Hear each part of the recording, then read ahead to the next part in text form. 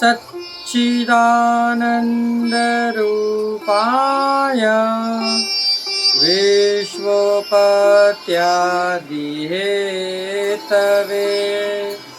तापत्रय विनाशाय श्रीकृष्णाय वयं नमः। पुष्टिमार्गीय सर्वज्ञ करुणारसपूरित श्रेष्ठफलप्रदाता च तस्मै श्रीगुरुवे नमः। जय श्री कृष्ण। राधे राधे। दास का प्रणाम स्वीकार करें मित्र बंधुओं। देखिए, शास्त्रों में आज्ञा आती है कि ब्राह्मणों का कभी अपमान नहीं करना चाहिए या उनका तिरस्कार नहीं करना चाहिए। ये इस कथा के माध्यम से आप जानेंगे कि क्यों ब्राह्मणों का अपमान नहीं करना चाहिए। आज हम आपके सामने ऐसे ही एक वैष्णव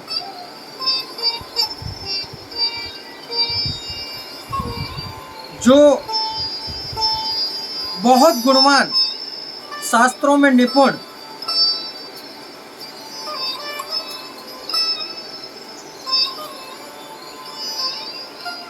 हर एक चीज में मतलब श्रीमद् वल्लभाचार्य जी के अनन्य सेवक,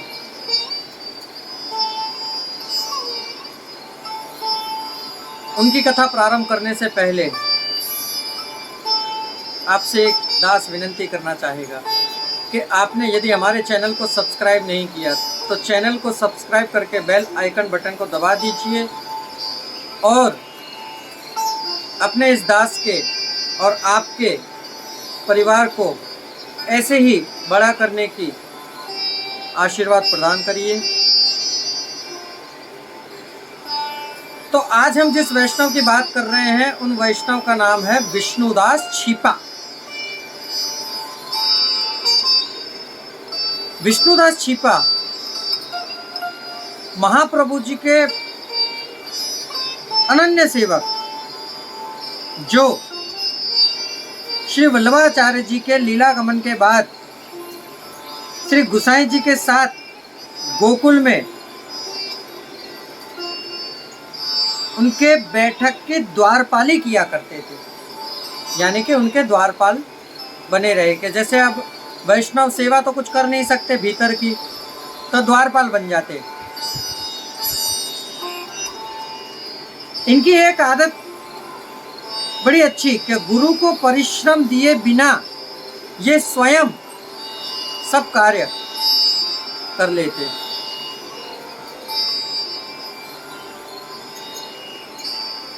जहां गुरु विराजते हैं ना, वल्लभाचार्य जी के जैसे वंशज, श्री वल्लभ के वंशज जैसे कि महाप्रभु जी के दो लाल गोपीनाथ जी और विठलनाथ जी, यानी जिन्हें हम आप और हम गुसाई जी कहते हैं। गुसाई जी के 7 लाल, प्रथम गिरधर लाल जी और सप्तम घनश्याम लाल जी तक। तो जितने लाल जहाँ विराजते हैं वहाँ न शास्त्रार्थ करने के लिए कई पंडित विद्वान आते हैं।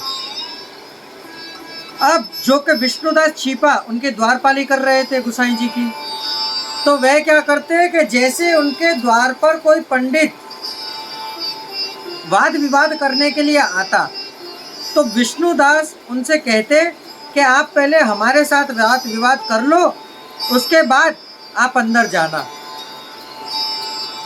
अब वह सारे के सारे पंडित, वेदज्ञ, ब्राह्मण सब विष्णुदास के साथ ही शास्त्रार्थ करते। जब शास्त्रार्थ करते तो उनको संतुष्टि वहीं मिल जाती। समय व्यतीत होता गया। कुछ समय बाद श्री गुसाई जी ने आज्ञा करी कि कोई ब्राह्मण हमसे मिलने के लिए या हमसे शास्त्रार्थ करने के लिए क्यों नहीं आ रहा है। वाद विवाद करने कोई आ नहीं रहा है, इसका क्या। तब किसी ने कही कि महाराज, आपके द्वारपाल विष्णुदास जी उनसे पंडितों से वही के वही शास्त्रार्थ करके, व्याकरण बताकर, अलंकार बताकर, जो शास्त्र का श्लोक कहते हैं वे पंडित, वे उनका तोड़ बताकर उन्हें वहीं से ही विदा कर देते। आप तक तो आने ही नहीं देते। तब आप श्री ने विष्णुदास को बुलाया। विष्णुदास के अंदर श्री महाप्रभु जी का कृपा बल था। तब श्री गोसाई जी ने आज्ञा करी कि आप जो पंडितों का निरुत्तर कर रहे हो वह ब्राह्मणों का अपमान है, इसलिए अब से उन्हें अंदर आने दिया करिए। किसी मानते हैं हम कि आजकल ऐसे ऐसे वर्ण तो 4 हैं, ब्राह्मण, वैश्य, शूद्र और क्षत्रिय। ब्राह्मण जैसा वैश्य, शूद्र और क्षत्रिय ये तीनों ही नहीं हो सकते। इसका कारण मैं आपको बताता हूँ कि यदि आपके घर के अंदर बालक जन्म लेता है तो उसके नामकरण ब्राह्मण करता है। आपके विवाह की घड़ी, समय, वार, चौघड़िया, तारीख ब्राह्मण निर्धारित करता है। आपके विवाह को रचाने वाला, मंत्रोच्चार द्वारा आपको और आपकी अर्धांगिनी को 7 जन्मों तक बांधने वाला ब्राह्मण करता है। विवाह पश्चात आपके मरण उपरांत दाह क्रिया, पिंडदान जैसी क्रियाएं ब्राह्मण करता है। तो ब्राह्मण को कभी छोटा नहीं समझना चाहिए। मानते हैं आप ज्ञान में ब्राह्मण से भी ऊंचे हैं, परंतु वह जन्म से ब्राह्मण है, कर्म से ब्राह्मण है। उसकी आवश्यकता आपको, अब कोई वैष्णव तो विवाह नहीं करा सकता या नामकरण नहीं कर सकता, सबके अपने अपने कार्य हैं। तब आचार्य श्री गोसाई जी की आज्ञा पाकर उन्होंने पंडितों को अंदर जाने की अनुमति प्रदान करी। एक समय गोसाई जी की बहू जी श्री पद्मावती बहू जी, उनके पिता श्री घनश्याम जी के दादा, जो श्री गोसाई जी को कई बार विनंती कर चुके कि आपके सेवकों को हमें भोजन कराना है, हमें भोजन कराना है।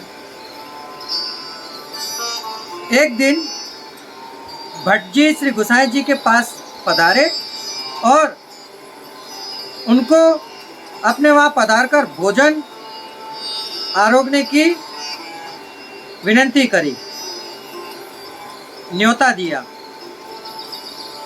श्री गोसाई जी उनके घर भोजन के लिए पधारे। साथ में विष्णुदास जलपान का गड़ुआ, गड़ुआ मतलब कि झारी जी लेकर साथ में गए। गोसाई जी भोजन करने के बाद जैसे ही पातल पे खड़े हुए, तब विष्णुदास छिपा ने आप श्री की पातल ले ली और उसमें जो अधरामृत, देखिए आपको इनके 2 कारण बताता हूँ, प्रसाद और अधरामृत। इसमें अंतर ये कि जहाँ ठाकुर जी को हम भोग समर्पित करते हैं और प्रभु जो अंगीकार करते हैं उन्हें कहते हैं प्रसादी, और जब प्रभु की प्रसादी श्री वल्लभ आरोपते हैं और वल्लभ के बाद यदि उसको कोई और वैष्णव लेता है तो उसे कहते हैं अधरामृत। और जो वैष्णव लेने के बाद जो पत्तल में बचती है उसे कही जाती है जूठन। यानी ठाकुर जी जो आरोपते हैं उसके बाद जो वो बनता है वो होता है महाप्रसाद, और महाप्रसाद के बाद जो आरोपते हैं गुरुजन उसको बोलते हैं अधरामृत। जूठन आपका और हमारा, गुरुओं का नहीं। तो विष्णुदास छिपा ने आप श्री की पातल ले ली, उसमें जितना अधरामृत था वो अधरामृत लिया और ऊपर से कोई सामग्री नहीं ली। ये देखकर दादाजी को बड़ा गुस्सा आया कि क्यों पातल में और ऊपर से नहीं लिया।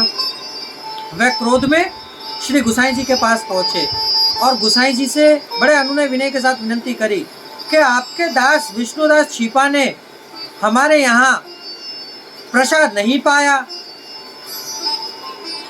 इसका तात्पर्य क्या, जो आप अधरामृत छोड़ाए थे वही लिया।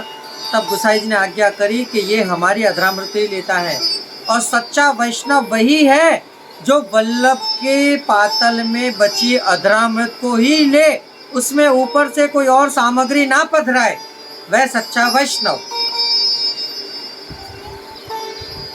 इसमें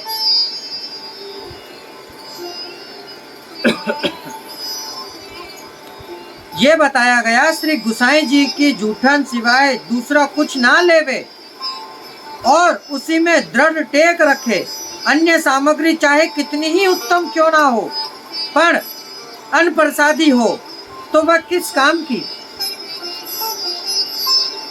इसलिए इसमें यह बताया गया है कि वैष्णव समर्पित वस्तु ही वैष्णव को लेनी चाहिए।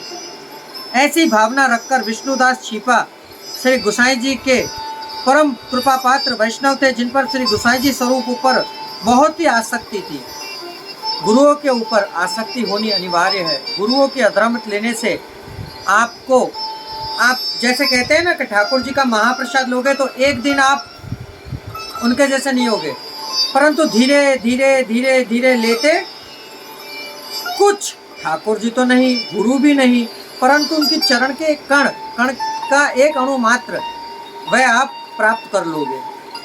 आपकी बुद्धि सामर्थ्यवान बन जाएगी। सामने आपके अंदर उस प्रकार का तेज प्रकट होगा कि आप सामने किसी को भी देखकर उसके चक्षुओं में चक्षु डालकर समझ जाएंगे कि ये कितने गहरे पानी में। तो प्रियजनों, इस कथा से हमें ये सीख मिलती है कि सर्वप्रथम ब्राह्मणों का अनादर अपमान ना करें।